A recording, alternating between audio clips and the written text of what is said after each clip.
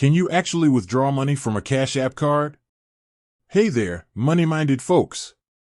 Ever found yourself staring at your Cash App balance, thinking, man, I wish I could just grab some cold, hard cash? You're not alone. Today, we're diving deep into the question that's been burning in your wallet. Can you actually withdraw money from a Cash App card? Now, I know what you're thinking. It's a card, right? So, you should be able to pull out cash, just like any other debit card. But hold on a second. The world of digital finance is a tricky one, and Cash App has its own set of rules. Let's break it down.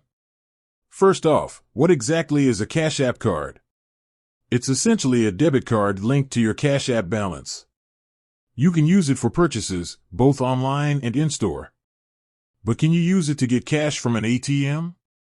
Well, the short answer is, it depends. Cash App does offer a Cash App card, which is a physical card you can use to withdraw money from ATMs. But there's a catch: fees. Every ATM withdrawal comes with a fee. And let's be real, fees can really eat into your hard-earned cash. So, while you can technically withdraw money, it might not be the most cost-effective option. But wait, there's more. You can also transfer money from your Cash App balance directly to your linked bank account. This is usually fee-free, or has minimal fees, and your money will be available in your bank account within a few business days.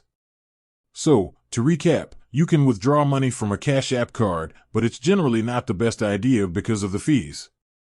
Your better options are to use the card for purchases or transfer your money to your bank account. Now, let's talk about some common questions I hear about Cash App withdrawals.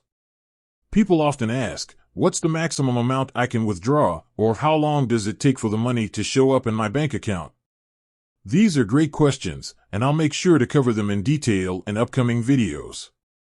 And remember, while I'm providing information based on my understanding of Cash App, it's always a good idea to check Cash App's official website or app for the most up-to-date details and any changes in their policies.